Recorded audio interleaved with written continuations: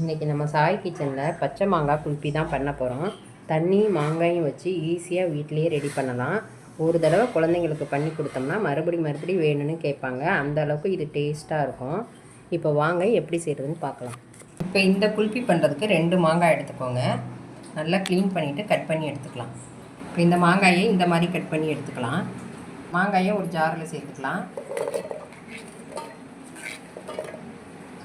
இப்போ 1/2 ஸ்பூன் அளவுக்கு உப்பு சேர்த்துடலாம். 1 ஸ்பூன் அளவுக்கு சர்க்கரை. புளிப்பை பேலன்ஸ் பண்ணுறதுக்காக நம்ம சர்க்கரை 1 ஸ்பூன் சேர்த்துருக்கோம். கூடயே மாங்காய் எசன்ஸ் சேர்த்துடலாம். கொஞ்சமாக ஃபுட் கலர் சேர்த்துக்கலாம். க்ரீன் கலர் ஃபுட் கலர் நான் சேர்க்குறேன்.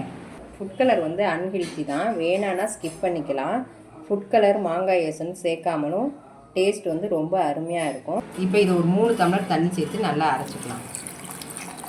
இதை நல்லா அரைச்சி எடுத்துக்கலாம். இந்த அளவுக்கு அரைச்சி எடுத்துக்கலாம். இது வந்து நல்லா ஸ்மூத்தாக அரைக்க முடியாது, இந்த மாதிரி சக்கையாக தான் இருக்கும். இப்போ இதை நல்லா வடிகட்டி எடுத்துக்கலாம். வடிகட்டி வச்சு அது மேலே ஒரு காட்டன் துணி வச்சுருங்க. அப்போ தான் நல்லா சக்கையெல்லாம் இல்லாமல் நல்லா க்ளீனாக நம்மளால் வடிகட்ட முடியும். இந்த மாதிரி நல்லா இறுக்கி புழிஞ்சுக்கோங்க. சக்கையெல்லாம் இப்போ வேணாம்.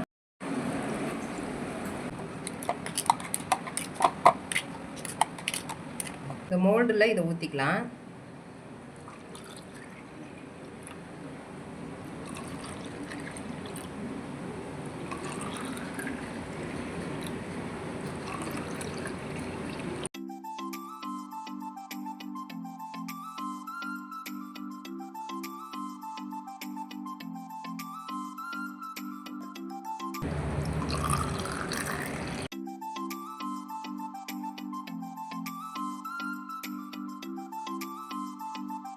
மோல்டு இல்லைன்னா கூட ஒன்றும் பிரச்சனை இல்லை. டம்ளரில் கூட இதை ஊற்றி ஒரு ஃபாயில் பேப்பர் வச்சு கவர் பண்ணிட்டு கூட இதை பண்ணலாம். 2 ஹவர் ஃப்ரீசரில் வச்சுட்டு பார்த்தா இந்த மாதிரி தான் இருக்கும். சென்டரில் ஐஸ் குச்சி வச்சு செட் பண்ணிக்கலாம்.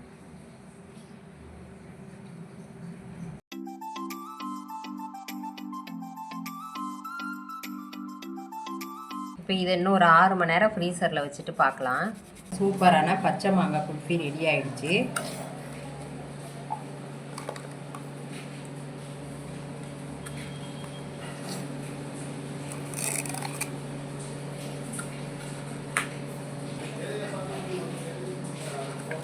இந்த சம்மர் சீசனுக்கு ஏற்ற மாதிரி ஈஸியாக பண்ணிடலாம். இந்த ரெசிபியை நீங்களும் பண்ணி பாருங்கள்.